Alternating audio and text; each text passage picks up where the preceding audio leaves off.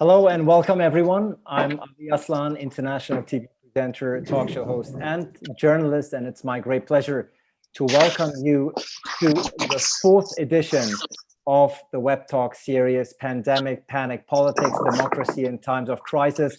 A Web Talk series that has been launched and brought into life by the Friedrich-Naumann Foundation for Freedom. And during the first three installments, we actually looked at how governments in Europe, the Middle East, and Africa have been dealing with the coronavirus, have been dealing with COVID-19, what extraordinary measures they have implemented. And after Europe, Middle East, and Africa, it's now our great pleasure to move to another continent. Now we're looking at Latin America and Argentina in Peru in particular. So we will look today at how Argentina and Peru have dealt with the coronavirus. And for that, I'm delighted to welcome the CEO of the Peruvian Taxpayers Association, joining us from Lima, Jose Ignacio Beteta.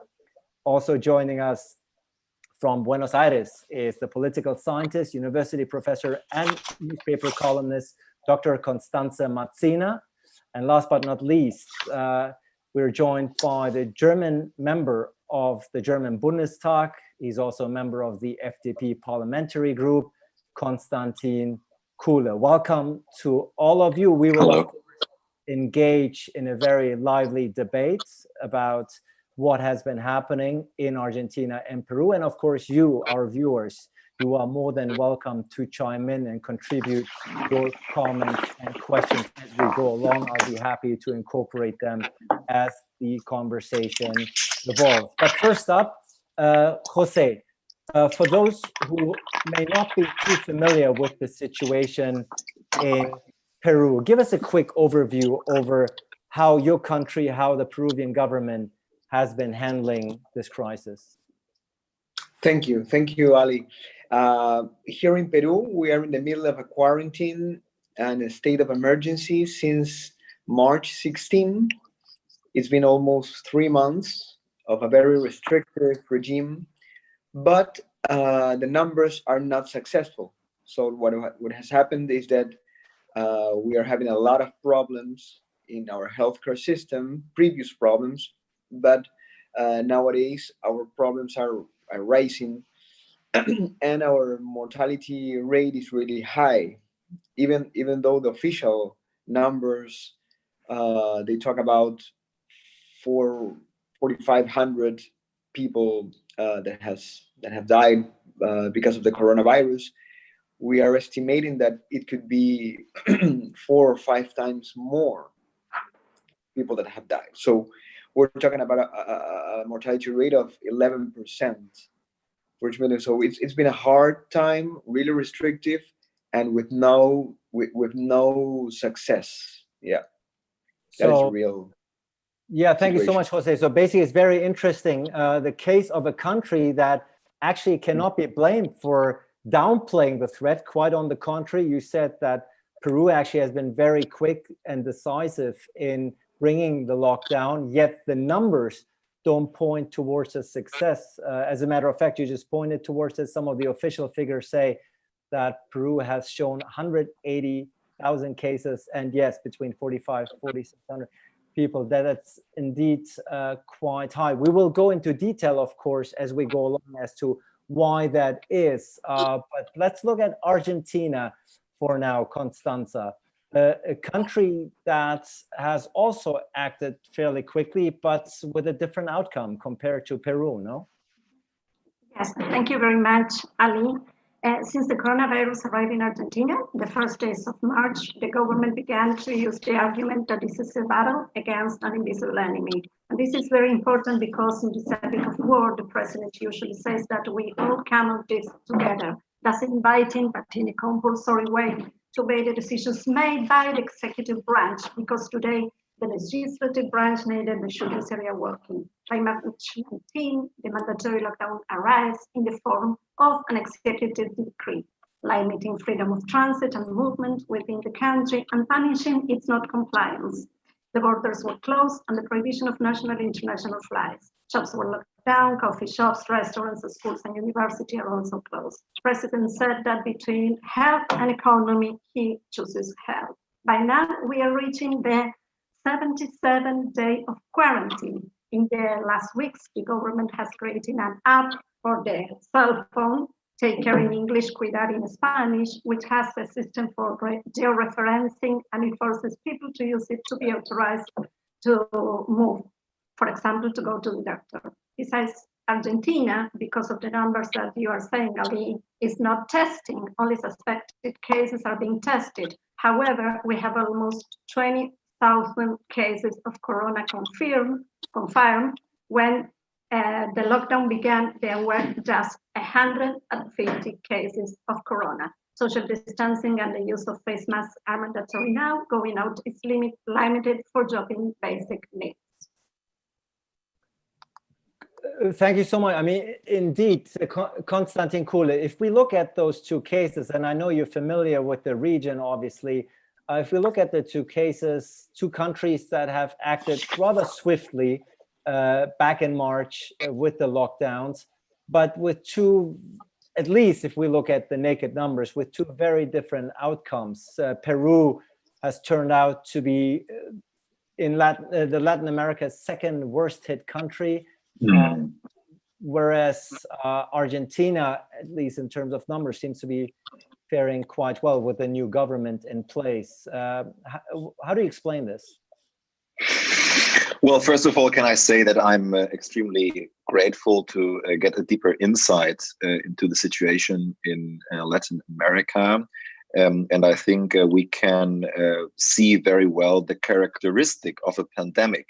As you may know, for the moment, we have a very vivid discussion in Germany about giving the main tools against this pandemic to the states, to the Länder, who would then find regional solutions. However, all of us, all countries affected, all regions in the world affected, will have to deal with this virus for a long time. So I think as different as the situation between Argentina and Peru is, as sure we have to be that there will be, and this will be an issue for many months, even in a country like Argentina that may seem to manage it quite well at the moment. So I think this is a development that can change to a very fast development in a very short time. I'm not sure if I'm the right person to explain the difference between Argentina and Peru.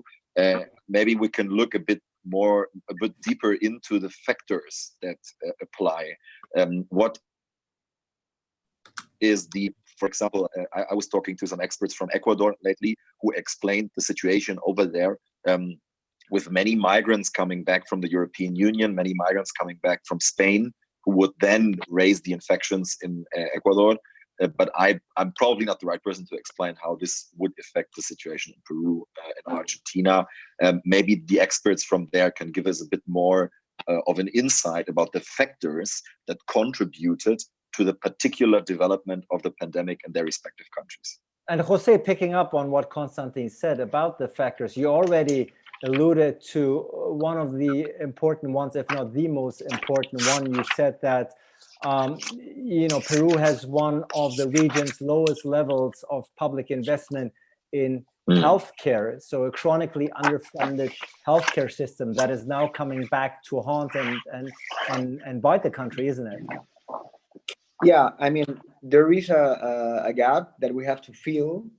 Talking about investment on the healthcare system, yes, that is true, but it is also true that the money we are investing in the healthcare system is not being used correctly.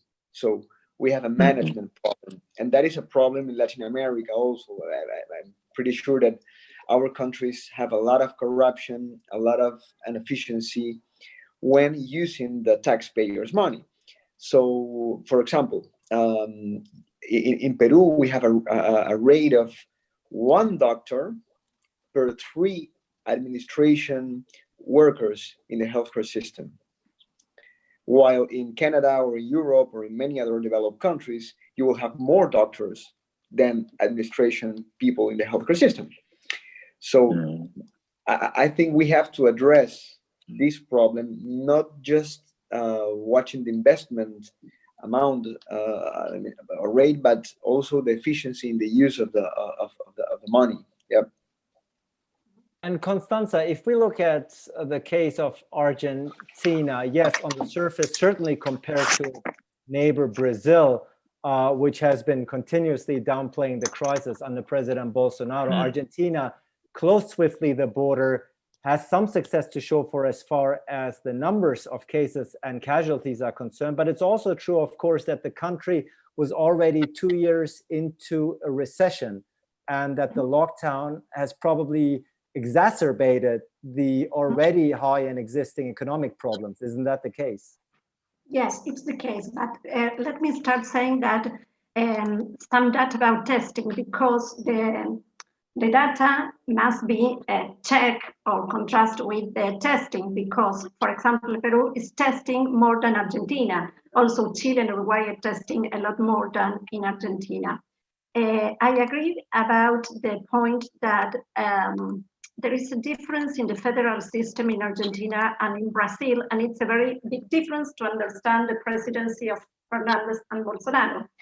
Here, governors, the governors of the state levels don't have the power because they don't have money. They depend on the money that the central government gives to them to survive, to pay their accounts. In Brazil, the federal system is different, and governors have a lot more power than the governors here in Argentina. So the national government in Argentina decided something, and it must be done for everyone, including the governors and the local levels. In Brazil, they have a more stronger system in the federalist level. So we don't know here in Argentina the actual number of deaths because we are not testing. Let's go to the point of the recession. Argentina has been with a lot of inflation. Yes, inflation in the last years. And in recession, I say no 2, but 4 or 6 years, or even the last 8 years. So the economy is not working well, but as a political scientist, I am more concerned about the failures of the rule of law in my country. I agree with Jose about the structural failures of our Latin American states, in which Argentina is not an exception, especially in corruption. But I say that as a political scientist, I am more worried about the democracy here. I think that democracy is in danger besides the economic situation. And we will, of course, exactly approach that particular and very important point as to what impact the crisis, the pandemic, has had on Peruvian and Argentinian democracy. As a matter of fact, ironically, Konstantin Kule, it's also a debate that's been led and still is being led in Germany with fervor and passion about the restriction of civil liberties, isn't it? Absolutely, and we are watching very closely what is happening all over the world when it comes to defending liberal democracy against authoritarian tendencies in this crisis, because governments tend to show how strong they can be in a crisis like that, and the, let's say, demand for strong authorities in government is also very high in a situation like that. So as the two experts pointed out, we can see sort of a movement from the legislative power towards the executive power. Now in Germany, we have a very strong separation between the police on the one hand, which is also subject to power of the states, and the army on the other hand. This is not something we have in all states in Latin America. So in a situation like that, we can see, I don't know to what extent it's the case in Peru and Argentina, but at least in some other countries, it has been a case that the military is showing increased presence. And this leads to a situation in which the situation can be perceived as somewhat more authoritarian than it was before. So the defending civil liberties is a core value for liberals in the situation, is a core value for the civil society, and we should always stress how important it is to have also civil liberties in a situation like that. Well, let's pass on that very important impetus and point to Jose. Jose, as we said, you mentioned that Peru went into lockdown on the 16th of March. How is this lockdown being perceived by Peruvian citizens, by the people in the country?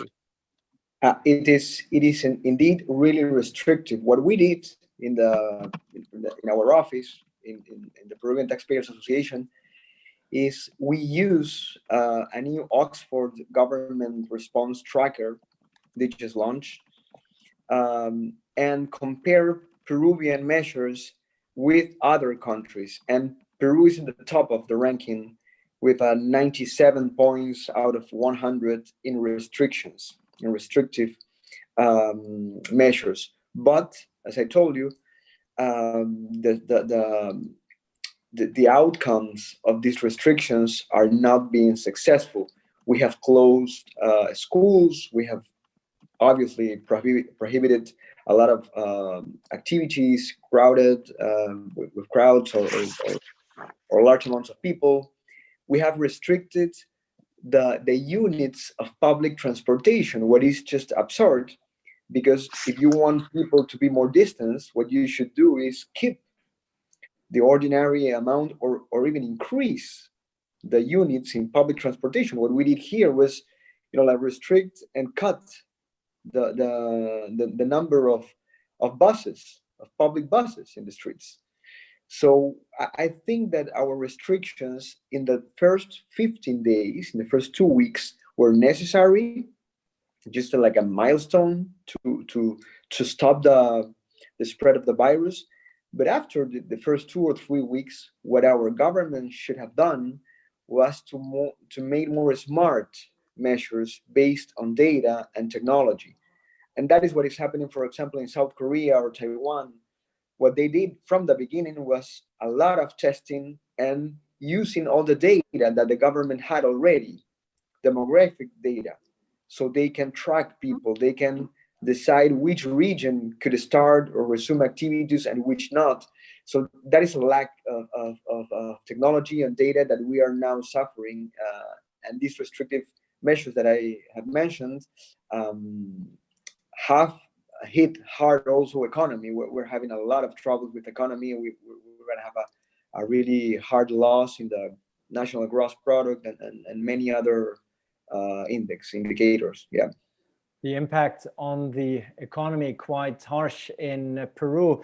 I would assume, Constanza, the same holds true for Argentina, a country that has swiftly gone to impose a national lockdown in March. Tell us, how has the lockdown been perceived and received by the Argentinian public overall? Okay, Argentines in the beginning obeyed. We didn't question, but there are few of us who started to question the usefulness of this quarantine. The first 15 days, as Jose said, in Peru, the lockdown was very restricted, and the people didn't question the lockdown. But as we are reaching the 80th day of quarantine, the questioning of the usefulness and what is going to happen with the economy is constantly now in many sectors of the society. But I want to go back to something that says Mr. Keller before about the problem of the military in Argentina, in other countries of Latin America. I think that the problem here is not the appearance of the military on stage, but the surrender of the other powers of the state. Let me just add that the balance between powers here has been dismantled because the Congress discontinued its work for 50 days, almost 2 months without working, and the justice has decided of an unusual extension of the recess period. Here it is called feria, excluding themselves from the current situation of the country. I think that about what Mr. Keller said, we are very close here in Argentina to a liberal democracy. Interestingly enough, Constantine, if we're listening to Jose and Constanza, we see a lot of parallels emerging to the debate we've been having here in Germany as well, where the German public, certainly in the first few weeks, was very supportive, very obedient, if you will, not questioning the course of action. Mm-hmm. That certainly has changed, hasn't it? Well, it has changed towards a situation in which the situation is assessed on a more local basis. I can tell you that in my constituency, where I am right now, we have seen, unfortunately, some very irresponsible behavior by some groups, and now schools are closed again, and there is a big debate in the city or what if shops have to close again. So we are moving to a situation in which the local authorities, the state authorities, will make their own decision. I have to tell you that Germany is a very special country when it comes to the question where the population finds itself. We are a country of 80 million inhabitants, and the capital is just 3 million, and the rest lives all over the country. So the country is highly decentralized. The public power is highly decentralized, and that's a very important factor that is different to many states in the world, including Argentina and Peru. But I was very interested to hear you commenting on the economic situation and on the consequences that this situation has on the economies in Latin America. We can see some significant differences when it comes to Latin America and its economic situation and the economic consequences faced in the coronavirus crisis. First, the informal sector in the economy is much higher in Latin American countries than it is in other parts of the world. So these people are much more affected, and the pressure to go back to work is just higher in the informal sector. So this is something that is different in Latin America than in other parts of the world. And then the, let's say, situation in public spending is also different. The possibility to refinance yourself as a state in Latin America is different than in other parts of the world. So the pressure is here also higher. So I would say that the question of the informal sector and the question of public finance is something that makes the Latin American situation to some extent different from other parts of the world when it comes to the economic sector. And to underline that point, Jose, if we look at the figures and break down as to actually was hit the hardest in Peru, it was, of course, the poorest of the poor, those living in impoverished regions, in the slums, the people who probably have felt abandoned by the central government and ignored by the local government even before the coronavirus. That feeling, I would assume that sentiment has only been strengthened now that the pandemic has been in our lives. Yes. What we have here in Peru, and I must say that before the virus, in the first quarter of the year, and even in the last quarter of 2019, Peru was freezing in terms of economy. We were going not in the right way. There's a lot of bureaucracy, a lot of over-regulation in many sectors. The president was involved in many problems and fights against the Congress, a Congress that now is weaker than before, because I agree that the executive branch in many countries is gaining more power, and that is not something good, I think. So we were going in the wrong direction before the COVID arrived. So right now, what is happening is that in this 2 months of quarantine, just some facts, some numbers. We have 30% of unemployment, 31% of unemployment. 70 or 75% was our rate of informality. We were going to have 84% of informality after this crisis. Our poverty rates were around 20%. We're going to 30%. So all these numbers mean going backward like 10 or 12 years. That's really, really hard for us. And being more clear about our situation, Constantine said it was a different situation. It's a mess. It's a grave situation. It's not a different. It's really, really a hard situation. The way in which the government is resuming activities by approving protocols, by designing these safety measures for the companies to resume activities, is really, really slow. We should resume like 20 or 25% of the economy in the first month during May and June, but we have just resumed 10 or 11% of the economy. So if we keep going so slow in this resuming of the economic activities, the impact will be higher and will be worse.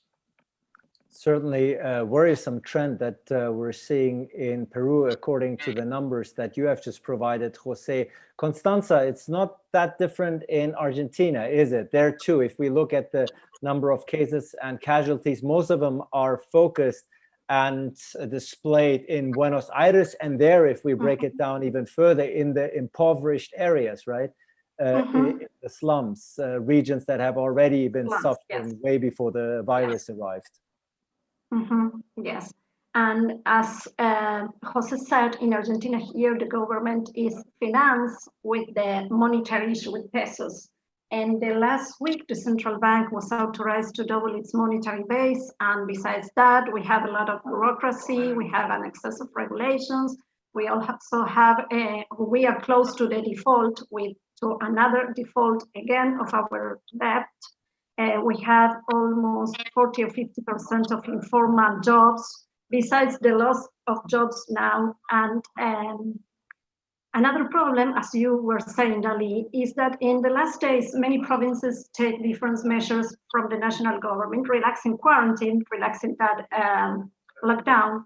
But that is not going to happen in the big cities, especially in Buenos Aires, and especially in the most poor areas of Buenos Aires.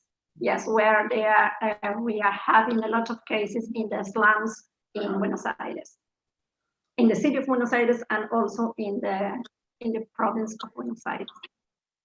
And the numbers are quite stark. If we look at the case of Argentina, a third of the population is already living in poverty due to the epidemic now. Many industries are now scaling back, and the number of people who are relying on food banks have seen a dramatic increase. That is all on top of what you've been saying all along, that Argentina anyway had a very sizable foreign debts, and the possibility of the technical default was looming over the country's head even before the pandemic. Now you have a new government in place, relatively new government. Just a half a year ago it was installed. Do you think, as far as democracy is concerned, and Constantine touched upon this, do you think that the virus and the measures taken will have any impact on Argentinian democracy? Yes, sure. I think two things to say about that, Ali. First of all, before the pandemic, we had almost 30% of poverty in Argentina. I think that now we don't have the data, but I think that we are going to be close to 40% of poverty in the country. I am very concerned because the democracy in Argentina, I think that the extension of the quarantine and also the quarantine is being politically used by the government, and it's a good excuse for the measures that they are taking. We lived this before in the previous Kirchnerista governments with Cristina Fernández de Kirchner, that now is the vice president of Alberto Fernández, and how the executive branch goes over the other powers of the states, and also over the media, or also independent people who want to have a voice and say, I do not agree with this. We have lived this before. Yes. And Jose, let me ask you the very same question. And actually, it's a question that Ana Lopez is also asking in the Q&A forum here, namely, to what extent do the economic problems that your country has been having and is having might have an effect on the situation of democracy in your country? Constanza has already alluded to the fact that the Argentinian government is in some shape or form exploiting the virus and the economic situation to undermine democracy. Do we see the same tendencies and trends in Peru? Well, yes, not as hard as in Argentina, I must say, but yes, our situation is getting risky. Why? Because in these kind of situations, naturally, the president, the executive branch, gain more power because it needs to implement some rapid and radical measures to stop the spread of the virus, whatever. But that is just like the first stage. What we have here in Peru, and answering to Ana Lopez's question, that I saw it, is that all the power is being concentrated in the president, in the figure of this president, Martin Vizcarra. He has done many good things, but we are losing this balance of power in our state. That is the first point. And the second one is that the lefty parties, more socialist parties, they take advantage. They have taken advantage of this situation to push some so-called more social justice reforms, increasing taxes, controlling prices, changing the constitution. You know? So all these measures are now in debate. All this noise about the failure of the economic model, of the free market model, but they will have to propose a lot of things. So these are two risks: an internal risk that we're losing balance of power in Peru, at least. A lot of power is concentrated in the president, and the Congress is weak. Here in Peru is really weak. And the second one is that there's a strong push from these lefty parties toward these kind of social reforms that at last they will not be successful too, and we know that because of our history. Now, yeah. Constantine, if we're listening to Jose and Constanza about how countries are moving in some shape or form to exploit the virus in order to further their political gains and restrict civil liberties, certainly we in Europe are not immune from that either, if we are looking at certain countries within the Union, right? Absolutely. If we look at what is happening in Hungary, for example, or in Poland, where electoral laws are just changed some months before the election in order to perform an election in a way which is simply impossible in times of Corona. If we look at what is happening with the opposition, with the press in Hungary, Europe is not immune from these tendencies. And we all have to be very aware that the virus can also be a threat for democracy. And I think it is very important that after this crisis, or let's say when it is a bit more under control, we are dependent on many different actors in society, in politics, that explain to people the importance of democratic institutions. Because we can see right now that democratic institutions like the parliament, also the press, are perceived as somehow of a threat to an efficient solution to the crisis. And this is something very dangerous. It is not a threat, it is not a disadvantage in a democracy that a scientist or a politician or a journalist, after he or she makes a decision, maybe comes to another or a different conclusion 2 weeks or 3 weeks after that. It's an advantage of open societies and an advantage of liberal democracies that such measures can be a subject of a discussion in public, in the press, in parliament. And we need that. We need a discussion about the proportionality of measures, for example. And it's the big disadvantage of authoritarian regimes that they will not allow their scientists, their journalists, or their opposition parties or opposition politicians to change their mind and to talk about it. So we have to be very, very aware of that. And I also want to stress what Jose said about the danger for market economy. It is very easy, if you have a job that consists of sitting on your desk and reading and writing, to cherish working from home. But there are so many people whose shops are closed. There are so many people who would like to reopen their business. There are so many people who are working right now very hard in the health sector. And to tell them, oh, it's so great that you can work from home and you can see your kids all the time is somewhat of decadent to do that. And we should never forget that it would be better for all of our economies, be it in Europe, be it in Latin America, to not have this crisis. And growth and competition will be core values to, after the crisis, regain some of the strength and some of the growth that permits us now to somehow finance this crisis. So we need to cherish and we need to promote both democracy and civil rights, but also market economy after this crisis.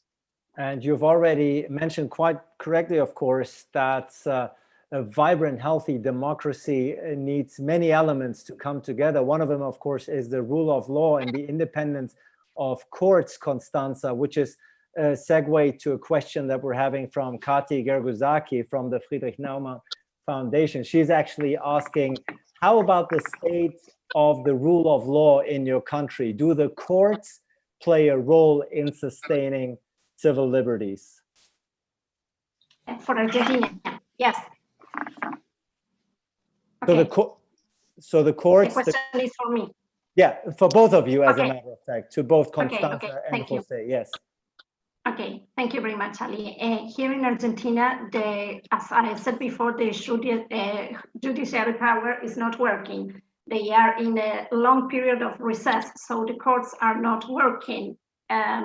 So we are living under an unrule of law because many of our civil liberties recognized in our constitution now are locked because of the executive decree. I think that, as I said before, the government has advanced on the other powers, the judicial power specifically, and the Kirchner government has a lot of changes that they want to make on the judicial power. And the measures taken they all go to the concentration of the power around the president, around the executive branch. And I want to add something else, Ali, that here in Argentina there is not, and there was no a market economy as you know it in Germany. Our market economy is a very state-driven, state economy. Thank you for that added information. Konstantin will get a chance. I'll come back to you in just a second. But Jose, same question from Kati I want to address to you about the roles that the court is playing in sustaining civil liberties. Is there independent judiciary in your country?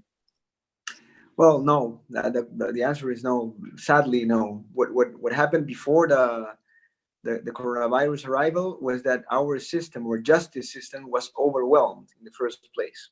It was overwhelmed. We had a lot of people in jail that was not sentenced yet, that had no sentence. We had a lot of people that were free but should be in jail. And you must have known about these Odebrecht and Lava Jato scandals, corruption scandals of these Brazilian companies. So yes. We were in the middle of a really hard process of dealing with our justice system. Our system of justice is really, really precarious, really, really weak. So in these 2 or 3 months, as Constanza said, we just stop the work in the state in many sectors. So justice system stopped also, and many liberties has been abused or harmed in these 60 or 75 days of quarantine, and there was nothing to do. There was nothing to do. Luckily, it was not like a social conflict that rose or something so hard. We didn't have this kind of social strikes or conflicts like in Chile or right now in the States. But there's been a lot of individual problems and abuses that without a justice system working, and with the problems that it already had, there's a lot of people having a lot of troubles. Yeah. So what I'm hearing, listening to both Constanza and Jose, is that both countries already had some some flaws in their democracy even before the pandemic. Now it's being exacerbated by the pandemic, even perhaps given the governments and their rulers a beautiful platform to exploit those for their own divisions. Now, Konstantin, we in Germany, of course, we've been quite fortunate both before the pandemic, but even throughout managed it relatively well. And democracy, of course, was never questioned. But what the pandemic might have caused is a greater rift amongst the European Union, hasn't it? I mean, the European Union itself had some cracks before COVID arrived due to the Euro crisis and the refugee crisis. Do you fear that the solidarity and lack of solidarity at times within the European Union can be a danger to democracy, to the continent? Well, first of all, I would say it is a danger to the stability of the European Union. The European Union itself does not have the competence, neither the legal means to be active in the field of healthcare, which was perceived in a strange way by many citizens who asked themselves, why is the European Union not doing something? But we have to bear in mind that the healthcare system is primarily an issue for the member states. So calling upon the European Union to help was a bit strange in that situation. However, there could have been more coordination. There could have been a better communication at the very beginning of the crisis. For example, we had a situation in which the borders were closed in a very fast way in order to avoid doctors or medical equipment moving from one member state to the other, which is the complete malperception of European solidarity. The other way around would have been important. Until now, we have very different border regimes in the European Union of who can visit their relatives, who can go to their workplace in another member state. So the European Union has not performed in a very good way. This time, I have to add that it's not the European Union itself, but it's the member states of the European Union. Sometimes the member states should simply be more confident when it comes to collaborating with each other and when it comes to collaborating with the European Union itself. So I think after this crisis, there will have to be a very firm discussion about what the European Union can do and could do in a pandemic like that. Can I add something to the economic aspect? Because Constanza, of course, you are right. The Argentinian economic model differs from what we can see in Europe. However, it is not only market economy as such, it is not only growth as such that is perceived as a threat in this crisis. What I think is a mistake. It is also globalization. It is also the link between different economies, like the Peruvian, like the Argentinian, like the German. And I'm very interested in how this pandemic will interfere with the Mercosur European Union negotiations on having a joint economic area. So this will also affect the way of how politicians, as Jose said, primarily from the political left, but also science, but also the population, but also the media will see globalization. And we cannot let it happen that one of the main drivers for progress and for including many parts of the world population in progress and in wealth also, or at least an abolishment of poverty, is now seen as a danger due to this pandemic. So we cannot let it happen that there will be walls between our economies after the pandemic. The solution lies in collaboration and communication also between different states and between different continents. So the economic models may be different in Latin America and in Europe. However, those who want to harm globalization and economic freedom, they will try it in both countries. They will try it in both sides of the Atlantic.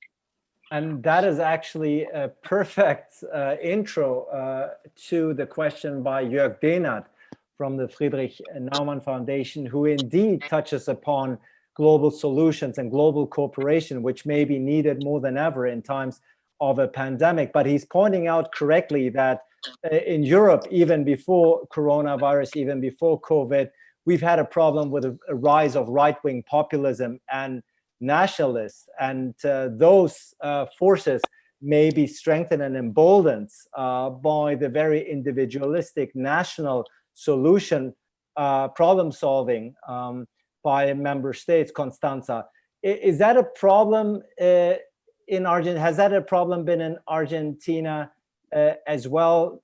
Will right-wing nationalists, populists, do you think they will benefit from this pandemic?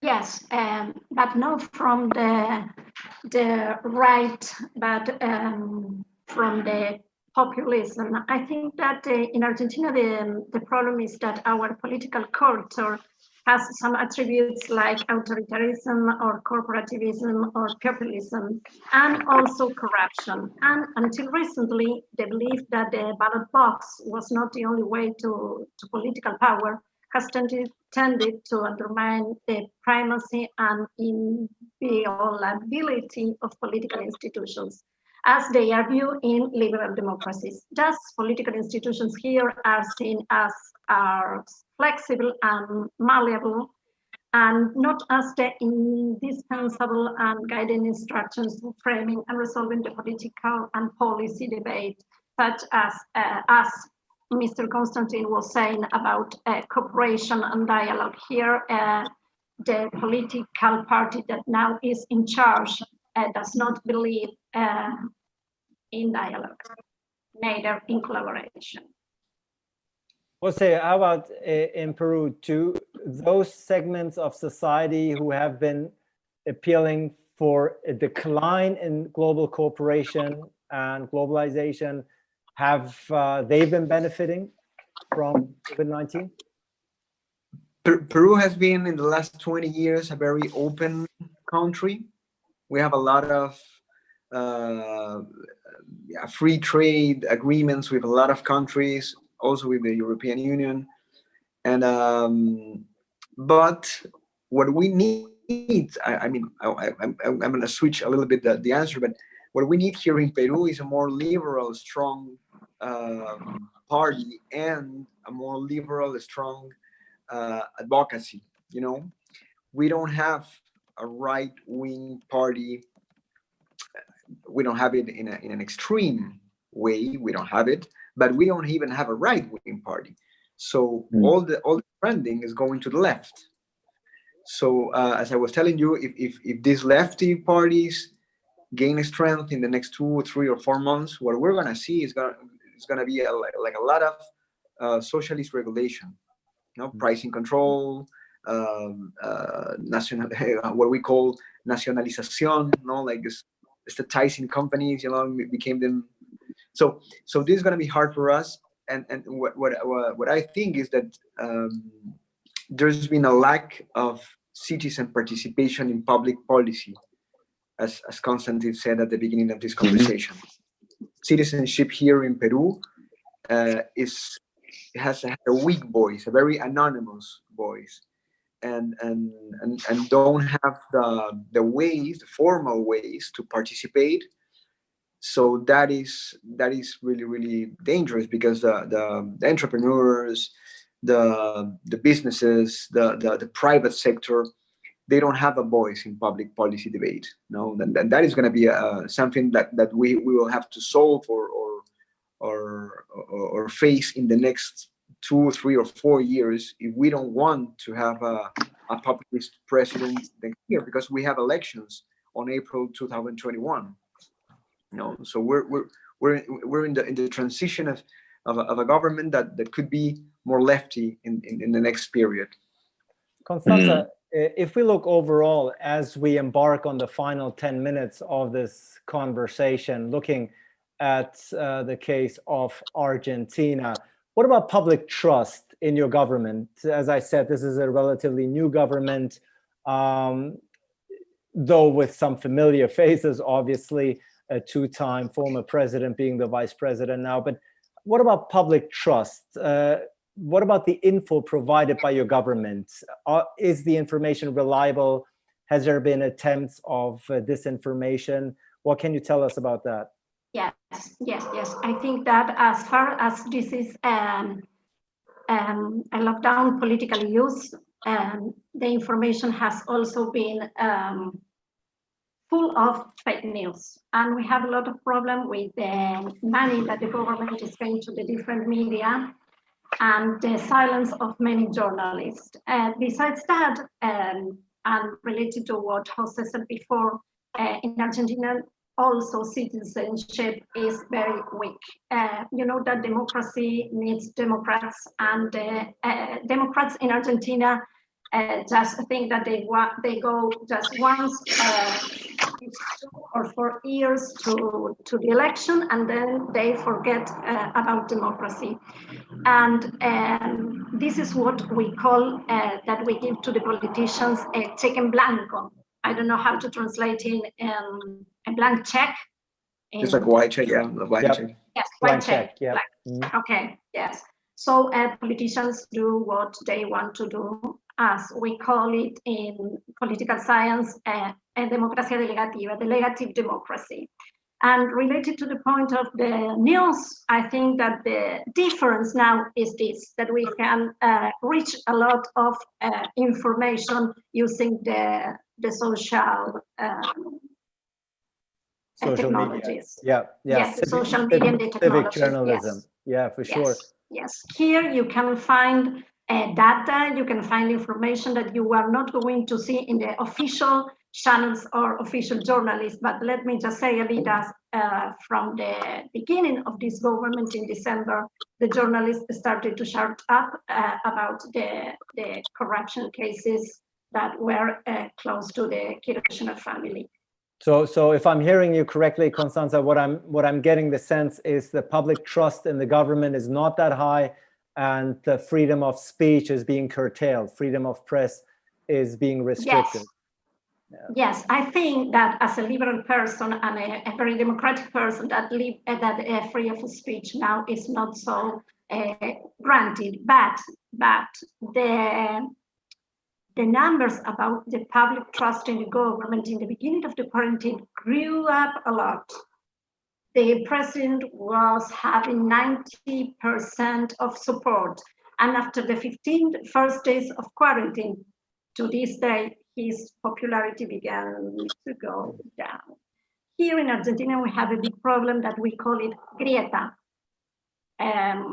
Separation between those who are with the Kirchner and this government and the others that we do not believe in the way that they do things. Here you have 50% of the population, and here you have the other 50% of the population. And this grieta, let me see, how can I translate grieta? Like a crack. Yes, let's say like a crack. Is what is now dividing the country. Jose, how about? The crack, obviously, and I think you made that very clear. The crack that goes through the lines of society and the lack of public trust in government and politics in general. Jose, how about Peru? You mentioned that elections are coming up next year. What about the public trust in your presidents and the way that information has been dealt with in Peru? Well, I don't know what is worse, to have a popular president that is not doing the reforms and enhancing economy, or having an unpopular president that is trying to do something. It's kind of a tricky question. We have a popular president. Martín Vizcarra is now like around 80% of approval here in the country. But in the last 3 years, he's gonna have 3 years in the power once he replaced Pedro Pablo Kuczynski. But in the last 3 years, he's been through a lot of crises and problems. Some of them he didn't look for them, but some of them we think that he kind of liked them, because a crisis is an opportunity to gain power. No. So that's my first opinion, is that we have a popular president, but we're not making the right choices. On the second side of the question, I think these kind of spaces that you are organizing are really, really important, because information that sometimes official, like officers, or public information that countries, spread on the network, on the internet, and also on the ministers, through governments, sometimes lack of clarity of this kind of transparency. So we don't have just rounding up the question, the answer is that our public trust might be in our president because he's popular, but people here in Peru, they don't trust in the state, they don't trust in the numbers, they don't trust in the officers, they don't trust in the policemen, they don't trust in the judges. So there's a lack of trust that has to be rebuilt in the future. Yeah. We have about 5 minutes before we wrap up this conversation. Constantine, you listened to both Constanza and Jose describe the state of democracy, state of believe in democracy, if you will, in their respective countries. What do you make of it? Well, it's interesting to hear about that and to observe that we can see similar developments all over the world. It does not really, however, make a difference how stable your democracy is or how unstable it is. You have these conspiracy theories, you have mistrust, disinformation, and propaganda all over the world. I find it quite frustrating, I have to say, that in a country like Germany, where the most important advisor to the chancellor has his own podcast and is talking about his open questions and things he knows and things he doesn't know every night, and everyone can listen to it, that especially in a country like that, so many people are not let's say, participating in the public debate about Corona, but perceiving this public debate as somehow rigged or influenced by something they cannot see. So I think this is a big threat to democracy all over the world, be it in Latin America, be it in Europe. And I think one of the key, let's say, issues, key tasks for journalists, politicians, activists, and social society is to be more open and more transparent about their own doubts in a crisis like that. We have a health minister in Germany I don't happen to agree with all the time, but he said something very important in Parliament the other day when he said, after this crisis, when we talk about what politicians have done in this crisis, what healthcare authorities have done in this crisis, we will have to be able to forgive each other about some decisions that have been made. And this is part of democracy. On the one hand, you can undo a decision. You can vote for someone else after 4 years, after 5 years, and you won't even have to tell anybody about it because it's a secret ballot. But on the other hand, you have to be able to forgive actors in public life, because the other way around, you won't find anyone who does it. So we have to be able to forgive, but we also have to be able to question what is published, and that is one core element of democracy. Constanza, before we wrap up this discussion, 30 seconds, what do you foresee to happen next in Argentina? Nadine also asked a very interesting question about the cooperation between countries in Latin America during the pandemic. Perhaps you can incorporate that into your final answer. Okay, let me just say, Ali, that the Latino Barometer data showed a loss of confidence in democracy in recent years. The last 8 years, democracy has been going down in Latin America. The most trusted institution in Latin America is the church, followed by the armed forces.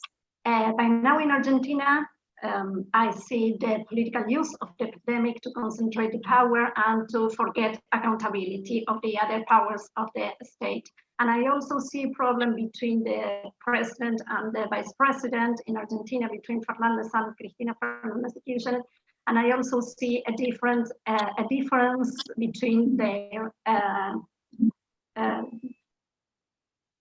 projects of what to do with the economy and what to do with Argentina. And let me finally say about the regional coordination, we have a lot of institutions in Latin America that in this crisis show that they do not work, such as Mercosur, Parlasur, CELAC, before the ALBA, and a lot of more that didn't work to coordinate our strategies.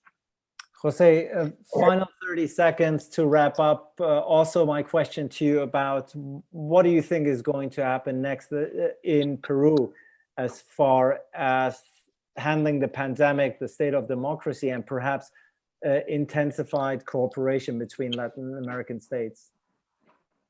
First of all, we want to know if we will have elections next year. There's a debate about it. We should have, but we don't know, because there's going to be there's a chance that the president and the Congress, arrange that the elections could be postponed. That is the first thing we want to be, aware of. Second one is that right now our countries need to organize internally. I mean, it's like, putting the things together in your own home. That is true. So in the next 4 or 5 months, what we expect is more fast and smart solutions, so economy could resume, and obviously strengthening the healthcare system. So in the next 8 months or 12 months, we could assist all these people that right now is really, really vulnerable in our country. Those are the most important challenges in the next month. Yeah. No lack of challenges, whether you are in Argentina, Peru, or Germany. That's for certain in the coming few weeks, months, if not even years. Jose Ignacio Beteta, Constanza Mazzina, and Konstantin Kule, many thanks. I think I speak for all when I say, for all those who've joined this debate, that this has been a very, very lively, very informative debate about the state of democracy and the way both Argentina and Peru have been handling the Corona crisis. And this wraps up the 4th edition of the Web Talk series, Pandemic Panic: Politics, Democracy in Times of Crisis. We will have one more installment of this Web Talk series, then dealing with Asia. But in the meantime, thank you to our wonderful speakers for shedding some light and enlightening us about what is happening in their part of the world. Thank you so much. Stay safe, stay healthy, and all the best. Thank you. All the best. Take care. Bye-bye. Take care. Goodbye. Bye-bye.